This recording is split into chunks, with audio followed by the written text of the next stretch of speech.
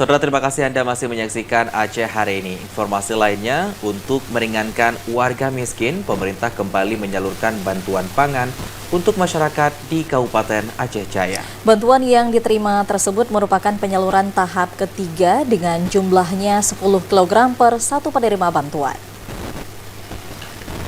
Ribuan warga dari berbagai kecamatan di Aceh Jaya mulai menerima bantuan beras cadangan pangan pemerintah atau CPP tahun 2023. Bantuan yang diterima oleh masyarakat setempat merupakan penyaluran tahap ketiga melalui kantor pos Tenom.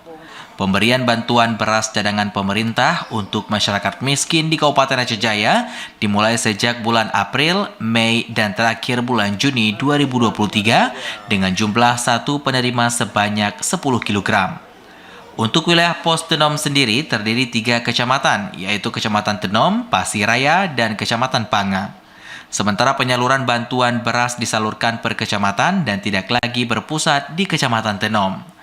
Kepala Pos Tenom Syahrial mengatakan, secara keseluruhan penerima bantuan beras di Kabupaten Aceh Jaya sebanyak 8.500 lebih penerima dari berbagai kecamatan.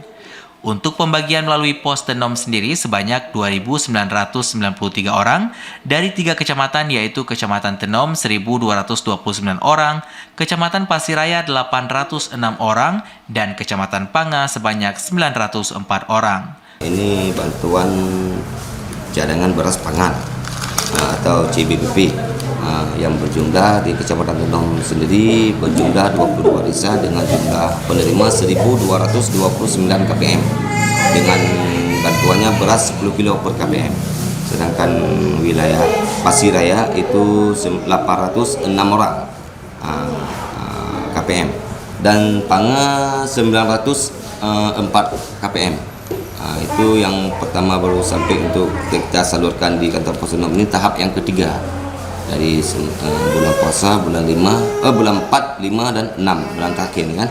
Bantuan beras tersebut diharapkan bisa membantu masyarakat terutama menghadapi Hari Raya Idul Adha 1444 Hijriah. Dari Aceh Jaya, Musliadi, TVRI melaporkan.